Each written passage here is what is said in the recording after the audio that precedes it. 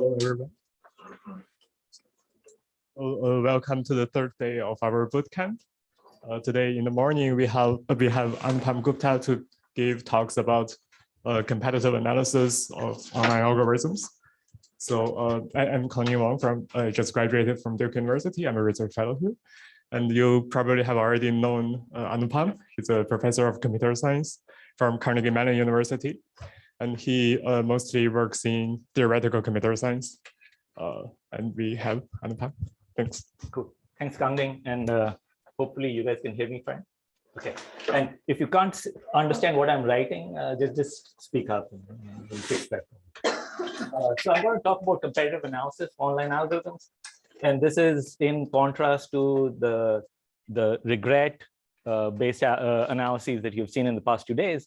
And so maybe, since this is supposed to be a survey, basically what I'm going to do is I'm going to give you the basics first so that everybody is on board. So some of you are specialists already and you might find it a little slow, but hopefully you can think of interesting problems to work on and interesting extensions of the stuff that we're talking about. And then in the sort of second half of the talk, so this is going to be a 2-hour talk. In the first hour, I'll give you a couple of problems. So, maybe here's the thing. I'm going to define the problem. Then I'm going to give you 2 examples, and we're going to work through these in some detail. And these are simple, but we'll just get started, get the blood flowing. And then in the second half, hopefully we'll start getting into more sort of techniques and techniques both for algorithms and for analyses. So we'll see how that goes. And if things are slow, you can ask me to speed up. It's supposed to be very informal. So please speak up if something seems a mess. Good. So let's start off with the setting. The setting is, we have an online setting. So online setting at every time we get let's say request RT, and we take an action AT, and we incur a cost of AT. And what we're going to do is these costs are going to add up over time. And what we are interested in is what I'll call alg on a request sequence. And I'll just call this an instance I. I is an instance. It's a sequence. So I is going to be R1, R2, RT, and so on and so forth.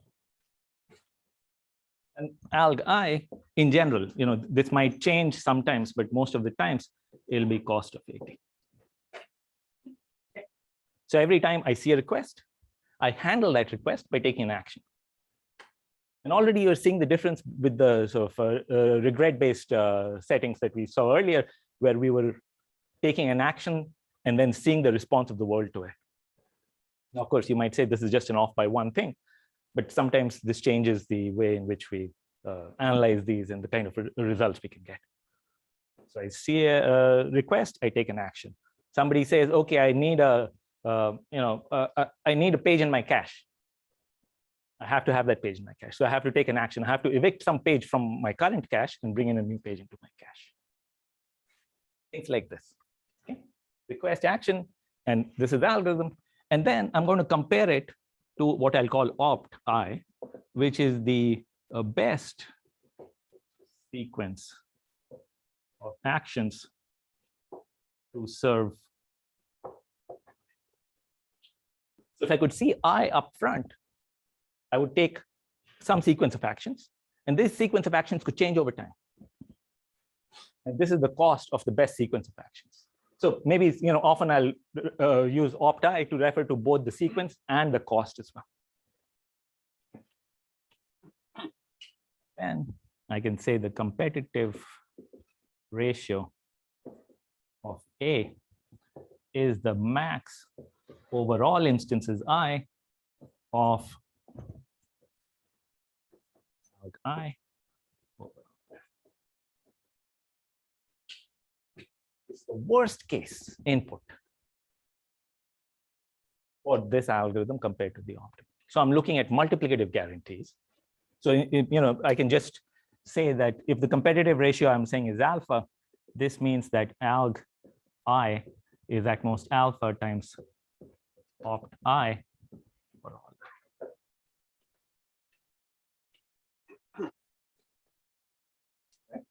What I pay is at most alpha times the optimum solution.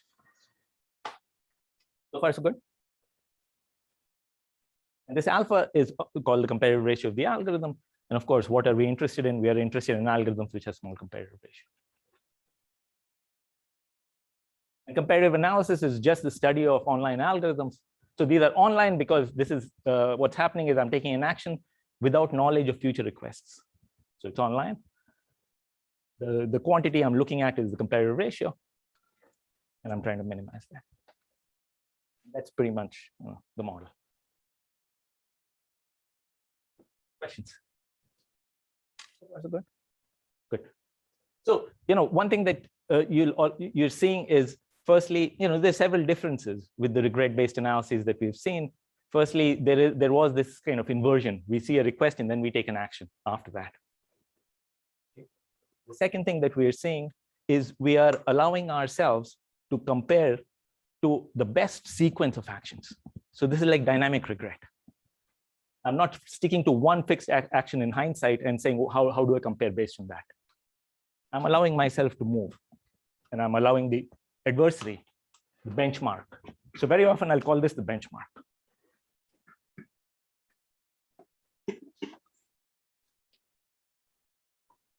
I'm allowing the benchmark to move.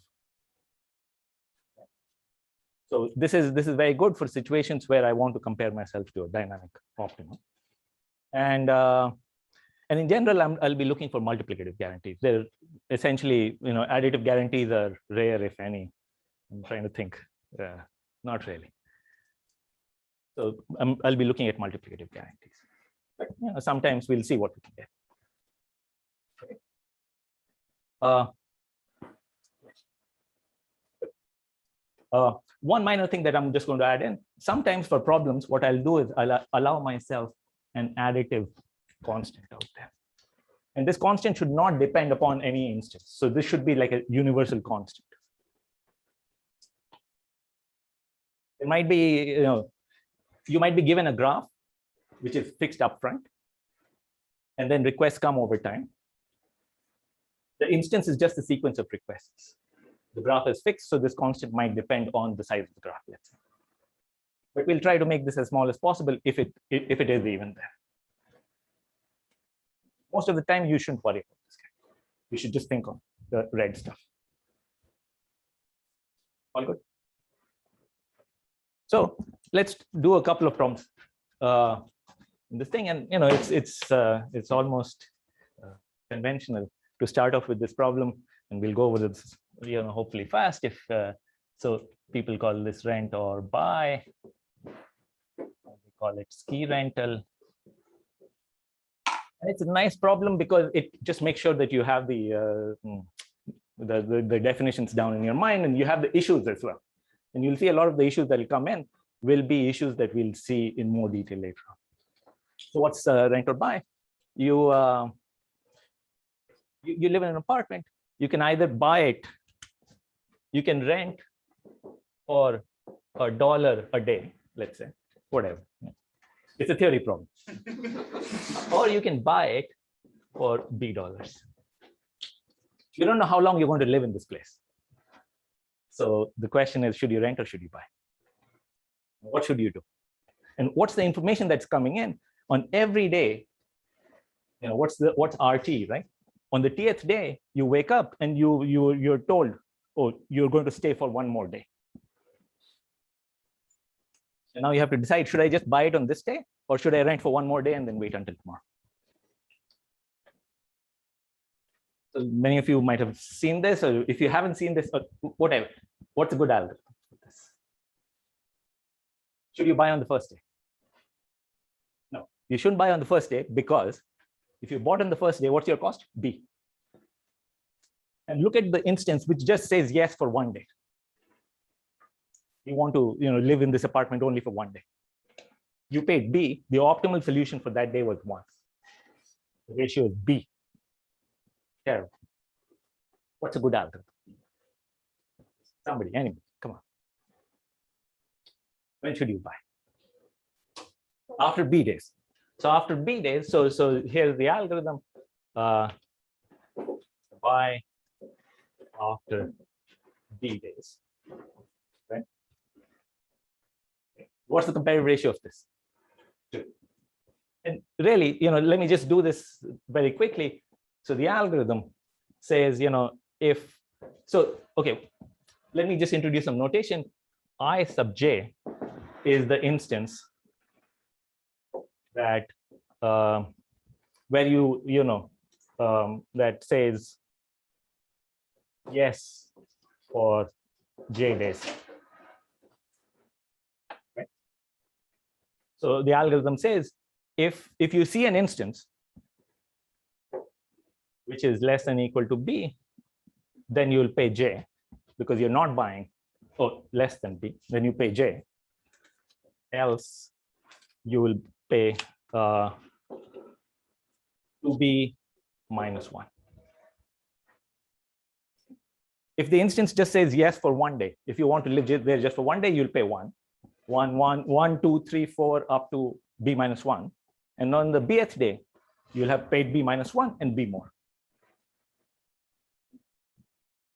This is the algorithm's cost. What's the optimum cost? Min j of b.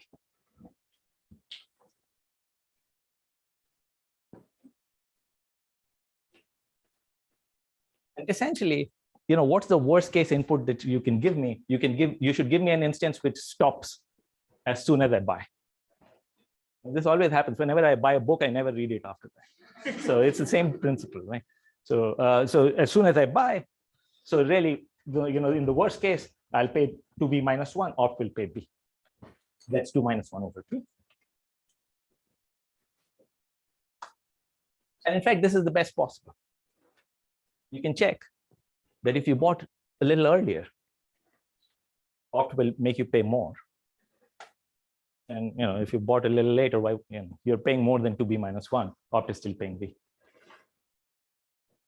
So if the algorithm was AI, so the AI is the algorithm that buys on day I. It pays j is less than I, then j. Okay, good. Except else, it's I minus 1. This is the algorithm. This is the algorithm's cost. If I was going to buy on day I, if the instance was shorter, I would not buy. I would just rent. Otherwise, I would have bought for I minus 1 days and rented for I minus 1 days and then bought. And the minimum still remains the same. This is on instance.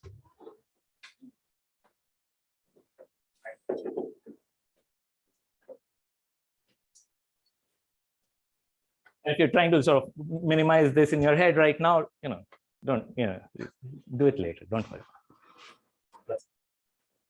Actually, you'll see another proof in just a second, or at least proof by picture. So far, so good. 2 minus 1 over b is the optimal answer for deterministic algorithms. An algorithm which, all deterministic algorithms in this case look like the following: rent, rent, rent, rent, buy. You'll never rent after that because you've already bought. So here, the situation is particularly nice. It's like a 1 parameter instance on both axes. All instances look like yes, yes, yes, yes, no, no, no, no. And all algorithms look like buy, rent, rent, rent, rent, it, buy, or whatever, buy, and then that's it. Right? And in this case, we figured out the optimal solution for deterministic algorithms. But maybe we can do better using randomization. So I haven't talked about randomized algorithms at all. In fact, you might be wondering, what happens if the algorithm is randomized? So just like in regret analysis, you can talk about various powers that the adversary can have. So you can flip coins now. Your algorithm can flip coins. And you can ask how much power does the adversary have? Is the adversary adaptive or is it oblivious? What do I mean? Does the adversary get to see my coin tosses? You've seen this before. Should I say more? Anybody? So, okay. So let me tell you what can be done.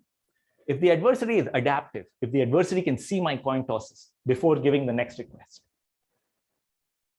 then basically things are very bad.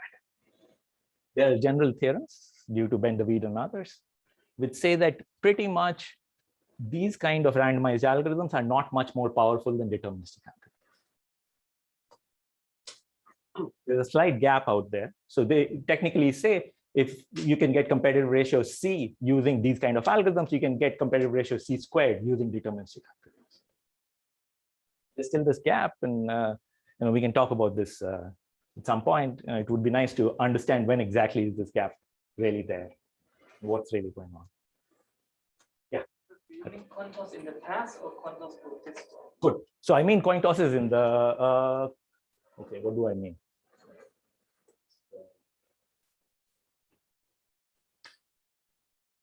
We distinguish between those two here for sure. Both notions. Yeah, I think it doesn't really, either of these notions, we are pretty much dead. Definitely coin tosses in the past, but I think coin tosses on this step as well. Just arrives before the algorithm takes an action. True. True. So in this case, you can't really, the request has to be based only on AT minus 1, A1 through AT minus 1. So then maybe, I was just getting confused. Yeah. Good. So we'll just work with oblivious algorithms. What are oblivious? Where the adversary doesn't get to see the coin tosses at all. And in this case, what you can imagine is the adversary fixes the input in advance because it knows the algorithm. It's not going to see the coin tosses over time. So it might as well fix the input in advance. And then the only change that happens is that I'm going to just put an expectation on it. Now my algorithm is allowed to be randomized and I can put an expectation. So this gives me a little more power.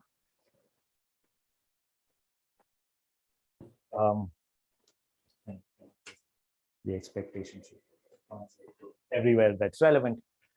By the way, why should it give me power for this problem? I just said the worst case input is if the adversary stops the request just after I buy. But if I'm randomizing, the adversary doesn't quite know when I buy. So it's exactly this randomness that helps me do better. So let's just do very quickly another example. Actually, let me see how I'm doing on time so that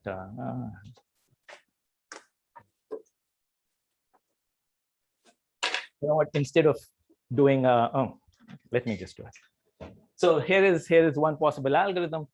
I'm going to either buy on day B over 2 or on day B. I'm going to buy on day B over 2 with probability P, and with 1 minus P, I'm going to buy on day. Okay. So now, really, believe me, the instances that I care about are only those which either stop on day B over 2 or on day B. All other instances are not interesting.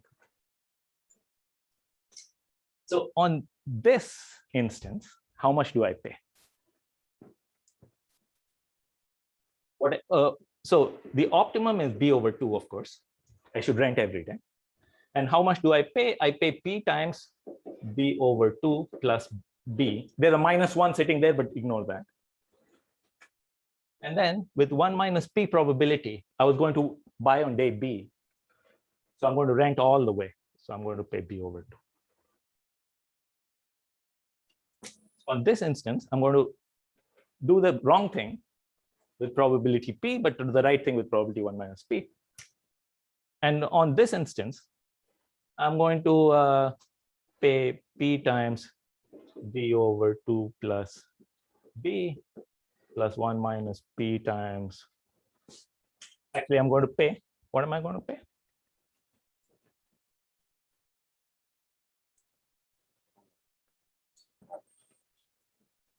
On this instance, I should just, somebody help me here. I think you might have put the probabilities in the first line. Isn't the first thing after probability 1 minus 2?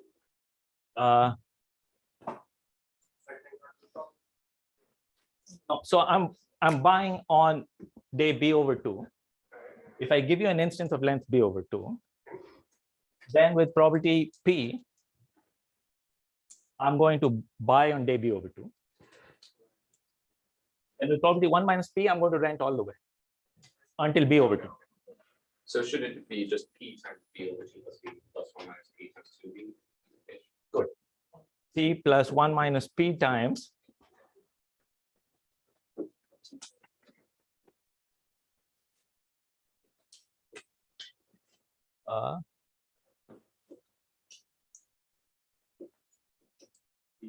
p over 2, right?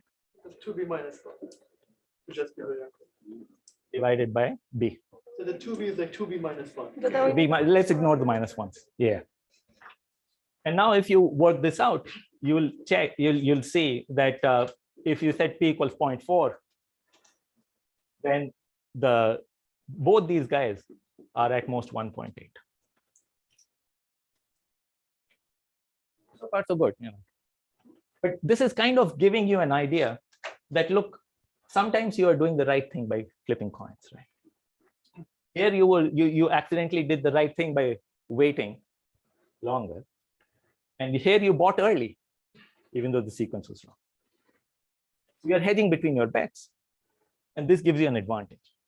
Now, of course, once you see this, you should say, well, maybe I should do better. And in fact, you should do better. And you can do better. And let me just, instead of writing a lot more stuff, let me quickly show you what you can do. If I can get my computer to wake up.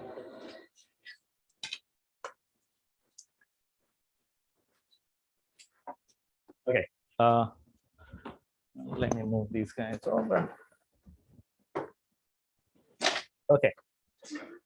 So,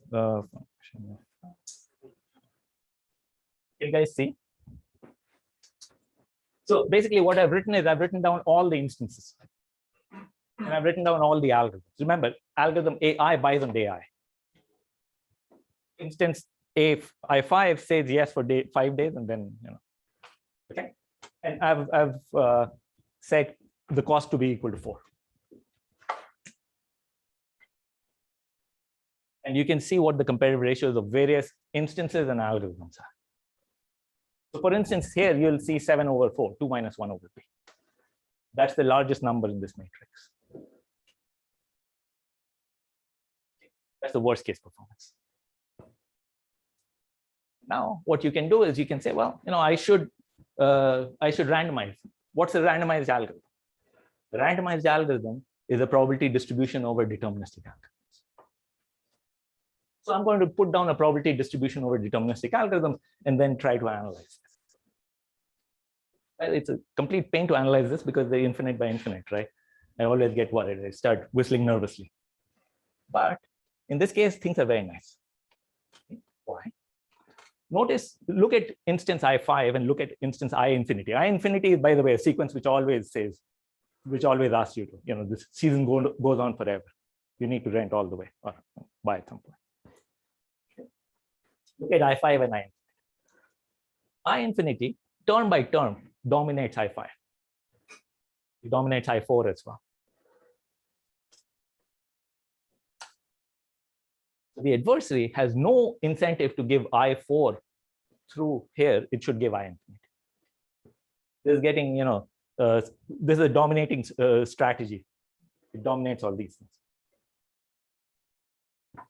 So I'll never put any probability, you know, the adversary will never give me any of these instances. It should just give me this instance. I'll get rid of those. And let me see if I can get rid of those. I'll get rid of I4, I5, and so on and so forth. And now what? Given all this, the algorithm says, hey, you know, the adversary is never going to give me all these things. I should get rid of these columns. These columns are strictly worse than the previous column. Okay. All right. Okay. So I'm just, iteratively getting rid of dominated strategies. I'm left with a 4x4 matrix. That's my 4x4 matrix. I need to understand the game on this 4x4 matrix. And this game is very easy now. Do it in your sleep. One thing I'll do is 1 by 1 is the same as, whatever. 1 by 1 is the same as 2 by 2, etc. I've just done this for, aesthetic beauty so that the denominators are all the same. What am I going to do? I need a probability distribution over algorithms, P1 through P4. And then I want to say, look, what is the best comparative ratio? I want to find a distribution such that any input gives me comparative ratio at most C. And I want to minimize C. Simple LP. Okay. I need to do this. And now here you'll see the advantage. I'm just showing you some details. You're seeing the advantage of the denominators are all the same. You can move it to the right-hand side. It looks like this. And then you stare at this LP and you realize, oh, this is a very nice LP. Actually, the optimal solution is obtained by equality at these constraints. And then you'll solve this LP and you'll get an answer. And then you look at, okay, so what's the answer? The answer is some number like this. I don't know how to make sense of it. But what's the algorithm? So the algorithm says with some probability, you're going to buy on day 4. With 3/4 that probability, you'll buy on day 3. With 3/4 you'll buy on day 2. With 3/4 of that, you'll buy on day 1. So the probabilities are increasing exponentially. And that gives you some comparative ratio. And then you think for a minute and you say, well, actually, that 4 out there was really a B. You convince yourself that really the answer is that, which is E over E minus 1. So the limit, the optimal algorithm is going to find these probabilities, which is going to give you comparative ratio of E over E minus 1.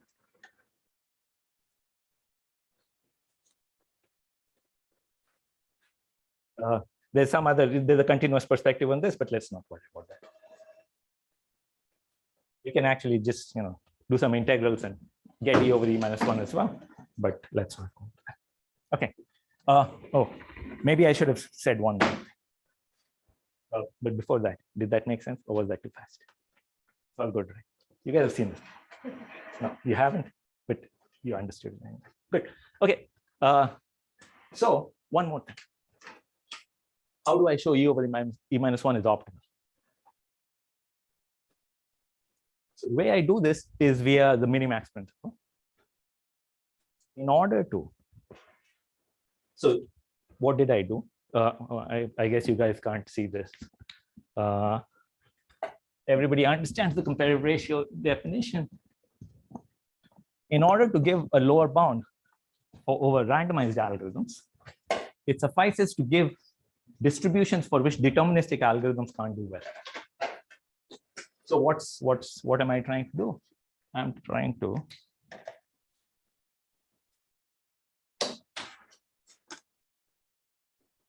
minimize distributions over algorithms of the max of instances of the cost of the algorithm on the instance. This I want to say is at least max distribution over instances, min over algorithms, cost of the algorithm over the instance. This is like weak duality or the easy direction of the Minimax principle. Yau's lemma. It's also called Yau's lemma. Fundamental paper of Andy Yau. So in order to show a lower bound, what I need to show is I need to show a distribution over instances so that no deterministic algorithm can do that. Yeah. Here by cost, do you mean the ratio?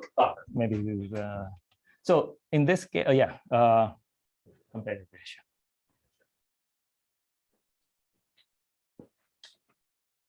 And how do you compute this thing? It's just duality. You put a distribution over instances.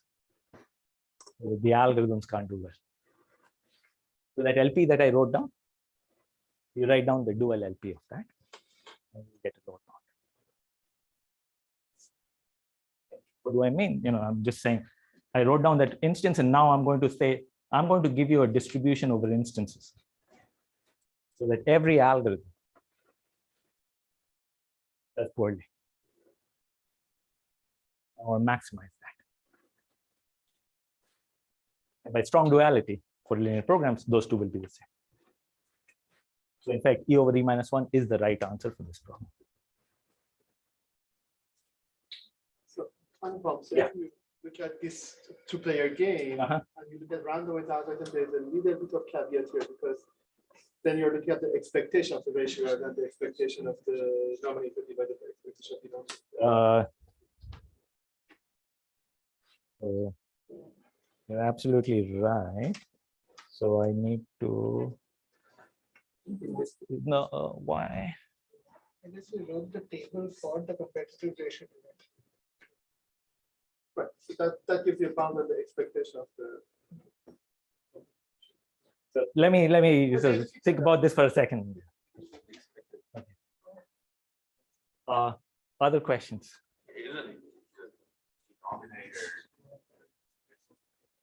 The denominator is deterministic in this case. So the problem that he's alluding to is when I'm taking a distribution over instances, the denominator is changing.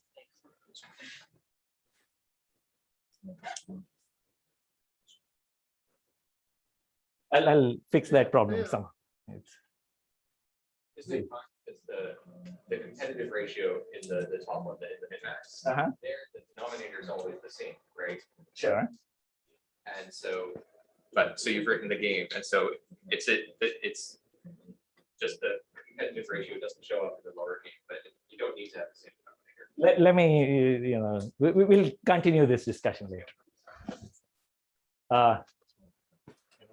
I wish there was a Slack. Oh, there is a Slack. By the I can clarify and post something. Yeah. Showed us that the situation where you fix where the worst case instances and the algorithm randomizes is equivalent to, or is lower bounded by a setting where you fix the algorithm and randomize over instances. But we have looked at settings where both the algorithm and the instance are randomized. Good. So if you want to randomize over instances, you can actually choose the best case instance out here. So the maximum will be achieved. I see. So there's no advantage to considering. There's no advantage. Once you fix this distribution over algorithms, there's no advantage to choosing. Good. Like kind of showed what the primal optimal variables are. How do I choose the probabilities? Kind of showed that. How do you? So you would like the? worst distribution? So I don't have worst distribution. It's again an exponential, but I'll have to. Yeah. Other questions? Is this fact that you're able to solve primal for optimal randomized algorithm and take the dual to get the lower bound? Is it true, like more generally, when you have finite set of algorithms and finite set of problem instances? It's so modulo this issue of ratio of expectations and expectation of ratios. It's it's basically for as long as you can write your performance of your algorithm is P transpose MQ for some matrix Q, then it's just zero sum games, and that's all you're doing. And now I'm blanking on why there isn't this issue, but it'll come to me. Find the payoff to be basically the expectation of alg minus C times the opt, And then it works out. then look at the worst. Yeah. Okay. Thank you. Good catch. What else? Anything else? Okay, I'm going slower than I should. Maybe a slightly high level question. So the worst case, both the algorithm and the worst case instance. seem to have a certain kind of maximum entropy form. In the sense, you had a geometric distribution. So it seemed like it was measureless. You think there's some general principle of that sort, or is there a hope of? So the best answer I can give is maybe, because so another way of deriving these same algorithms is via multiplicative weights update algorithm. And since multiplicative weights update algorithm are very related to trying to maximize the entropy, given the sort of past, it's entirely possible to come up with perhaps a general principle, but I don't know of one.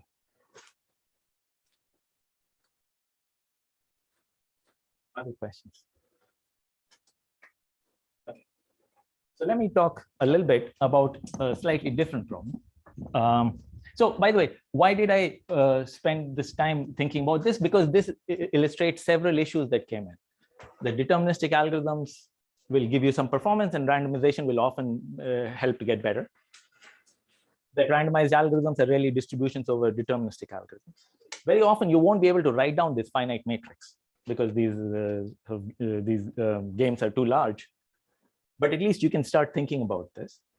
And then further, the fact that I just erased, that in order to give lower bounds for randomized algorithms, it suffices to give distributions over inputs where every deterministic algorithm performs poorly.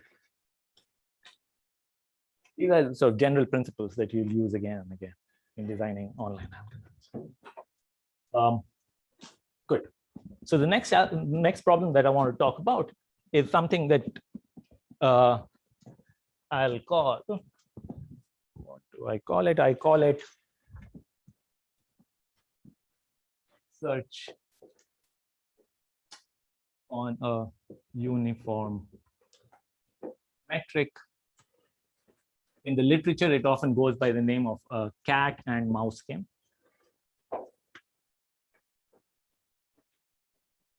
So what's the problem? There are n locations. They're all at, imagine they're all at distance 1 from each other, hence uniform metric. There's a mouse at some location. Every day, the cat moves to some location. It's CT. The mouse can see where the cat is. The cat doesn't see where the mouse is. If the cat moves to the mouse's location, the mouse has to move. So it moves somewhere. Now the mouse is there, the cat is there.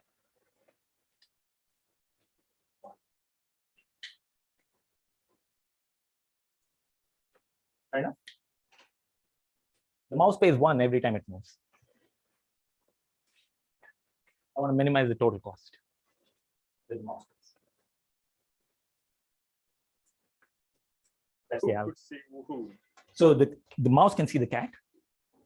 So if the mouse sees the cat coming towards it, it scurries away. The cat can't see the mouse because otherwise it's just too. The cat moves to this location. You can think of this as the request. And then, as the cat is there, you can imagine that the mouse is so fast that the cat can't quite see it. So it just goes there. Yeah. Does this add? Sure, at some point, but we don't think about a sort of finite horizon. We can think about any finite prefix of a sequence of requests. Maybe the cat gets tired and just sits at one place, takes a nap. Yeah. Yeah, because it's a uniform metric right now. So in general, you can talk about problems where you're not in the uniform metric, and then the problem becomes even more general, more interesting. But even this is it's a good problem to start off with. Deterministic algorithm. Any suggestions? Yeah. Oh, sorry. Both cat and mouse knows the underlying edges of the graph. Yeah. It's a complete graph. Oh, it's a complete. It's a complete graph. Good. But in general, yes, the graph is fixed. The mouse just go to a random location. Good. So the mouse goes to a random location. Stay where you are. Oh, but the cat will eat it. So the cat, I thought the cat couldn't see the mouse. Oh, but if the cat's on the mouse, it can't help but see it.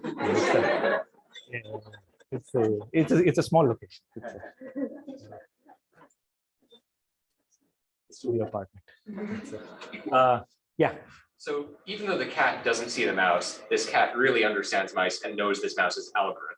Yeah. So if our algorithm is to go 1, 2, 3, 4, the cat will know to follow us. Yeah. So the algorithm should be kind of known to both, exactly. And this is part of this sort of worst case, opt. Yeah. So for instance, you might say, oh, move to an arbitrary location. If I am at location 1, the cat comes there, I'm the mouse, I move to location 2. Arbitrary location. If the cat comes there, I move back to 1. There are other locations, 3, 4. Is this good? If the mouse moves to a place where the cat already is. So you should always think of the sort of cat as being, midway in the air and the mouse is coming. Think of that situation. So like if the cat skips the parity of the mouse and waits for the mouse at 1 and there's 1, 2. So the mouse doesn't have to move. I should have clarified that. So if the cat stays where it is, the mouse can stay where it is. But your algorithm will still always. So maybe all I'm saying is if I am in position 1, and the cat comes there, I'll move to 2. I think there's n-1 valid locations to move to. There are n-1 valid locations to move to. The ones not containing the cat, just move to any of them. So the problem is not escaping the cat, which the mouse can always do, but doing so with low cost. Because remember, my cost is the total number of moves. And I'm comparing myself to the opt, which is also minimizing the total number of moves. Yeah. Isn't it the case for any deterministic strategy that you'd be forced to move a return? Because the cat knows. Good. So it could be the case that for any deterministic strategy, I'll be forced to move every time. That's fine. The question is, so here is a one strategy that I stay at 1, and whenever the cat comes there, I move to 2, and whenever the cat comes here, I move back to 1. And maybe this is my algorithm for all pairs like this. Is this a good strategy? What does the offline optimal algorithm? Good. So what would be an input on which this strategy will pay a lot, but opt doesn't pay a lot? So the cat just goes 1 to 1 to 1 to 1 to 1 2. What's the optimal strategy for this? Move to 3. Opt pays 1. On this instance, I pay infinity. Is it clear? That's saying that the mouse, the offline optimal strategy, the mouse knows the algorithm of the cat, but the cat does not adapt to the algorithm. In this case, the cat is adapting to the algorithm of the mouse. So let me be clear. Here is one algorithm. I'm saying this algorithm is poor. I just want to make sure that you agree. So you understand the algorithm, right? The algorithm just says, wherever the edge goes, that's where you should move. And here is the instance for the cat. Remember, the instance is specified by the cat. The mouse is the action that I'm taking. And the instance says 1, 2, 1, 2, 1. So does it mean that if mouse picks on your strategy, that doesn't visit all the vertices of the... Exactly. As Raj says, what might happen? So what's happening in this thing is that I'm just moving between 1 and 2, but there's this very nice location, 3, that on this instance is not visited by the cat at all. Okay, so one instance means path of a cat. The path of the cat. Thank you. Other questions? Is the problem clear? I just want to make sure that the problem is clear. And do you see why this instance is bad for this algorithm? So in fact, any algorithm that does not visit all the locations is a terrible algorithm. It has to be more than that. Exactly. So here is an algorithm that says, so let me give you an algorithm. It's called marking. Mark location where cat is. Mark any location where the cat has been. And whenever if cat comes to mouse, move to unmarked location. Any unmarked location. Say deterministically. Both ideas are good. And then what happens if all locations marked? What does it mean that all locations have been marked? The cat's been everywhere. What does this mean? Opt is at least one. Whatever strategy you take, you must have moved because the cat's been everywhere, right? So unmark.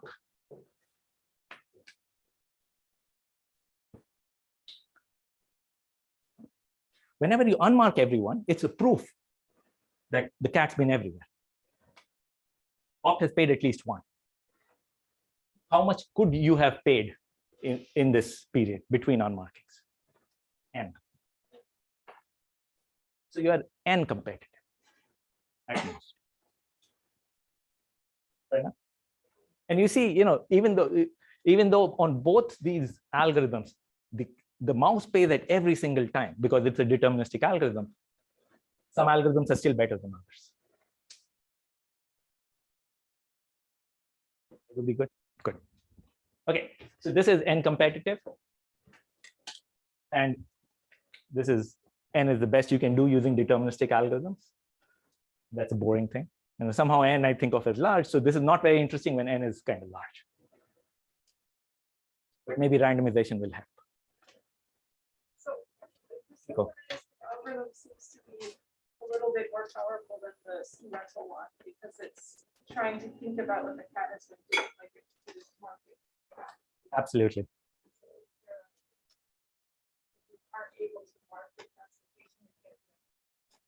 So what you're asking about is memory-less algorithms in some sense. And memory-less algorithms, I think, so deterministic, I'll have to think about this for a second. But randomized algorithms, for instance, move to a random location, is N competitive.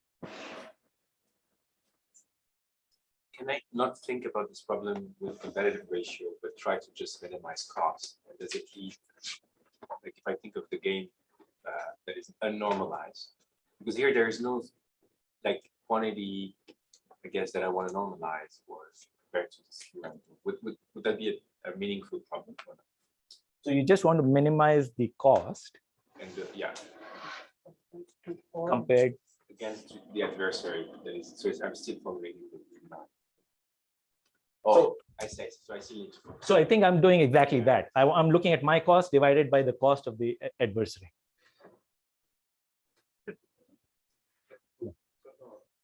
But just related to a simple deterministic, I can have a counter, right? I start at 1, I go to 2. Every time I go around, the Fair enough. Fair enough. So round robin is good. Round robin is N competitive as well. And moving to a random location is also N competitive.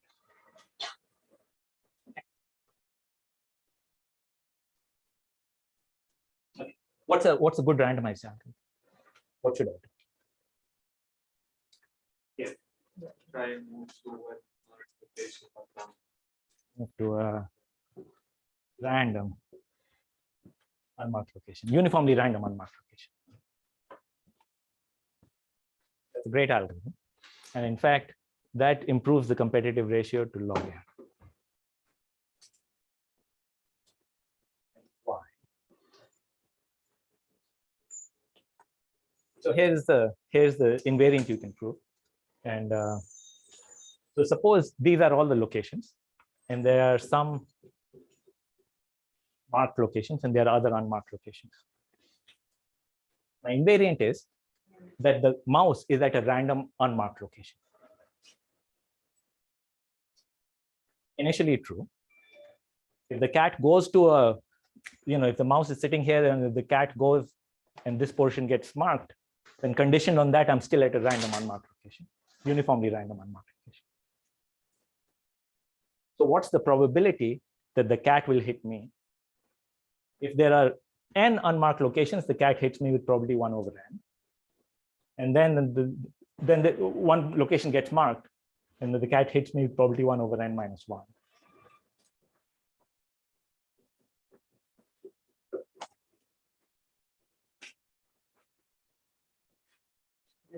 Coupon collector also. It's like coupon collector. Yeah. You said that if we don't do marking, let's say we just go to a random location, Right. marking, then that's still n compatible. Right. Okay, so why is that easy to see? So let's do the following. Let's imagine an instance. So the algorithm, Shruti is asking, the algorithm is, I'll just move to a random location. Not random mark, no marking involved, just a random location every time the cat moves there. So let's just look at this instance where the cat goes to locations 1 through n minus 1 and just keeps round robining over there. There is location n, but the mouse is not doing anything smart. It's just flipping coins and trying to find this sort of magic location where the cat's not visiting. It'll take n steps. Basically, mouse should move every time that the cat is exactly in the same location, and that happens in plots 1 over n at each time. Right. So here's, but Shruti's question is an excellent one, which is that, look, like what's happening here? So in my mind, here's how I think about this. I think about, let's look at this period between things getting unmarked. So let's look at all the times. Okay, this is not the locations, these are times. So this is T1, T plus 1, etc. These are all times. At this point, suppose everything got unmarked. And then let's look at the next time when the cat has visited all n locations. This is the first time when the cat's visited the nth location since this point. This location has been just visited for the first time. So magically, if I knew this location, I should have just moved there. It's kind of furthest in the future in some sense. What I'm doing is I'm searching for this location, but I have no information. Well, I have some information over time as the cat moves around. So I'm doing search in this uniform metric. The way I'm doing this is either I can flip a coin and just go to random locations and search for this location. That's the other algorithm, but that'll take n moves. Or what I can do is I can move to a random location, and in some sense I move about halfway in the future, just randomly. If I look at the number of where the distinct locations are, suppose this is distinct location L1, this is distinct location L, maybe this is L1, L2, L3, L4, Ln. These are the distinct n locations. This is the first time this location was requested. So if I pick a random location, I've gone about halfway through. Then I pick again, I go halfway through. This gives me log. And that's so related to the previous, like on deterministic, so do you have any algorithm with like less than n bits storage? Less than n bit storage. Like is there a trade-off between like the amount of history I remember and the competitive ratio? Don't know. Don't know. Chances are people have studied this, but I don't know. There was another question. Yes, please. So the reason we care about these unmarked locations is because we're trying to mimic the offline optimal, which has these like epochs almost, where assuming the cat was going to do what it was going to do anyway, we could just stay put at one location. So if I knew the entire instance, what I should have done is I should have gone to this last location. And then from there, I should have gone to the next last location and so on and so forth. And what I'm doing is I'm just whittling down the space of possibilities where this last location is. Hence, I'm searching for this magical last location. Yeah. Does this type of algorithms also work when there are costs involved? Where there are costs involved? So like different locations have different moving costs. So yes, they do. Though sort of just marking by itself, you need a sort of continuous version of marking. And really that leads naturally to the next kind of things that I'll talk about. So maybe I'll come back to that in a moment. So I'm out of time, Kangming, or can I say one more thing? So let me just relate this back. to another problem. Actually, let me just say a little generalization. So what did I do? Imagine the following thing. I asked you to give me. I'll rush this. So why don't I stop here? There's a half-an-hour break. Then half-an-hour break. We'll come back and I'll tell you where this fits into this bigger picture, and then we'll talk a little more.